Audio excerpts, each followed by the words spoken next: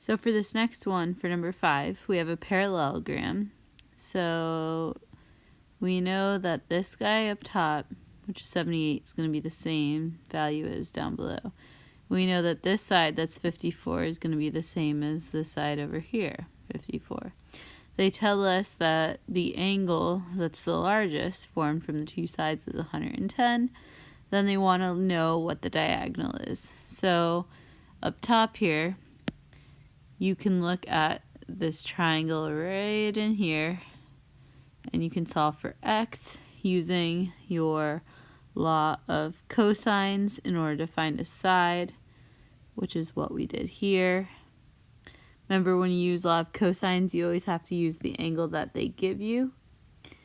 And then you do one of the sides squared plus the other side squared minus 2 times one of the sides times the other sides times the cos of that other angle. Therefore, x, the diagonal, is 109 centimeters. The next one's a little bit tricky. So I started with the right triangle right in here, ABC. So they gave us 90 degrees because it was a right triangle. They gave us all three sides, 3, 4, 5. So because it's SSS, we're using law of cosine. So then I searched for one of the angles. I decided to search for angle B. We know, by the way, when you're using law of cosines, there's only going to be one triangle at most. So we don't have to consider two different triangles, even though we're only given one angle. So to find an angle using law of cosines, this is the formula we're going to use to find angle B. Then when we plug in, we get angle B, or theta, is equal to inverse cos of 0.8, so that angle is 36.87. We then add that to 90, the right triangle angle already given, subtract from 180, that's where we end up with 53.13. So you have everything for that right triangle, but then you need to look at the bigger triangle in this picture. And for the bigger triangle, even though it doesn't look like a straight line, the connection from D to A to B should be a straight line.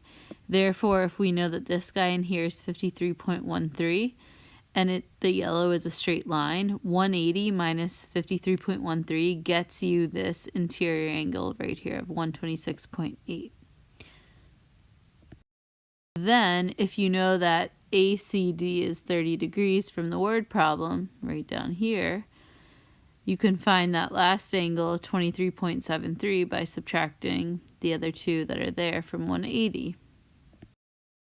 Based on the word problem, it's asking for this side, little a, question mark, because it's the distance from buoy at C to the ship at D. So we want little a, and then you can switch over and use law of sines for that. So when you look at a problem and you're only given one angle, if it's SAS or you have SSS, you need to start with law of cos. But then when you get to a point where you can switch over to law of sines, like we got over here in the very end, do it. You're allowed to do that. So the final answer is the distance from buoy C to the boat is 6.114 miles. So for this next one, we know from two people the distance is 1.2. They give us these two angles, therefore 180 minus those is 28 degrees. And then we could just use our law of sines to start searching for other sides. So we first get side A is 6.114 miles. So if we make a right triangle, and we know that little a is 6.114 miles, and we know that this angle is 68 degrees, and we want to find this altitude over here, we could set up law of sines. We could do x over sine of 68 degrees is equal to 6.114 over the sine of 90 degrees. And then we can cross multiply to find the altitude, or x.